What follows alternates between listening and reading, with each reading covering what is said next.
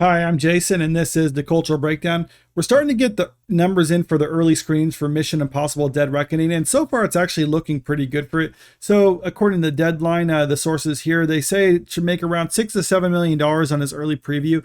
Keep in mind, this does clarify that these aren't the final numbers. They can shift a little bit one way or the other, but it's actually tracking to do fairly well. And Mission Impossible Fallout, which was the previous one in the franchise, it made around $6 million on its opening preview night. So this is actually in line with that, which is pretty good considering Mission Impossible Fallout made around 61 million in its opening weekend, and this is domestically, for a grand total of just under $800 million at the global box office when everything was all said and done during its whole theatrical release. Now, keep that number in mind because that's important, because this movie, Dead Reckoning, was actually the most expensive one in the whole franchise to produce. It cost $290 million to produce, and that was a production budget. A lot of that had to do with the fact that this was made during the pandemic, like kind of earlier on during it. So they were really crazy about the rules and other things like that when that first started. So this, as a result, needs to make around $800 million to be profitable. Now, remember, go back to Fallout. That's about what it made at the global box office, which means Dead Reckoning has to do better than Mission Impossible Fallout. And so far, they're actually tracking to do just that. Like I pointed out, 61 million on its opening weekend. And this one from Variety is saying it could be up to $90 million for its opening weekend, which is actually obviously significantly more than that. Granted, this is for a 5-day, but a couple of those are also early previews. So it's not the most apples to apples comparison, but it's actually a pretty close comparison. Some of the projections are expecting 85 to 95 million. So like I say, 90 million would just be kind of splitting it. And 160 million internationally, for a grand total of $250 million during this opening weekend. So that's actually a pretty good global opening weekend for this. Like I've already shown you, that it would actually beat the opening weekend domestically for Fallout, which is really what it needs, because it constantly needs to be tracking to do better than that. Now, will it be able to reach that $800 million? Well, some of the early projections were iffy on it. This one was about a month ago, these projections, and it was saying the domestic, it should be able to make during its theatrical run 250 to 320 million.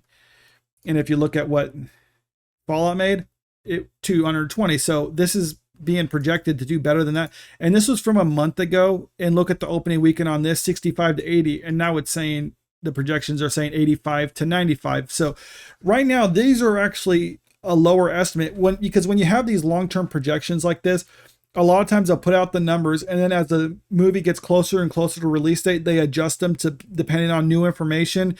And if the numbers start getting lower, then that means they're not expecting it to do as well. But if they're getting higher, which they are for this, then you're probably going to see it either on the high end of what the early projections were, or even better than that, which is really what Mission Impossible needed.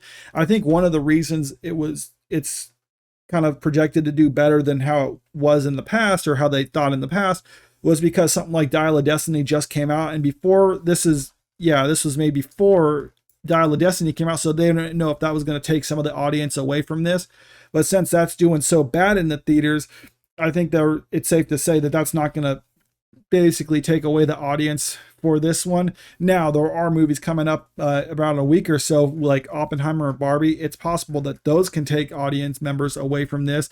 But keep in mind, this isn't really a franchise built on its opening weekend. A lot of superhero movies are front loaded with audiences where people go and see it the opening weekend. But Mission Impossible movies are a little bit different. If you actually see this from the first weekend to the second weekend, there was a little bit of a drop off, and then same with the Saturday drop off. But you're not seeing any huge drop off numbers like 70% or anything like that for week to week, or even 60%. So it's one of those movie franchises that actually has some longevity in the theater, and I think that's really what they need. But even then, making back their production budget in about the week's time frame is a good sign for them. And if they're tracking to do better than Mission Impossible Fallout, so far I think they're actually in a pretty good situation. I mean, granted though, that is a huge production budget to go over. But I think with things like Top Gun Maverick carrying out goodwill, and then Tom Cruise basically having making movies that people like to come out and see in the theater, I'm thinking this will probably make over $1 billion globally when it's all said and done. So I don't really think that there's going to be a problem with it making money. And the fact that the theater already made like part one and part two, they had some faith that it's going to do well in it. And at least I think it's going to be somewhat, the very minimum, it's going to be a moderate success. I mean, it's going to make that $800 million unless this early previews and this projections are just way off and it just tanks after it. But let me know what you think about this in the comments. Do you think it's going to be a successful movie in the box office, or do you think it's going to tank? Comment below, let me know. And if you like this video, make sure you click the like button, share this video, and subscribe to the channel if you want to stay up to date with the latest news. Thank you.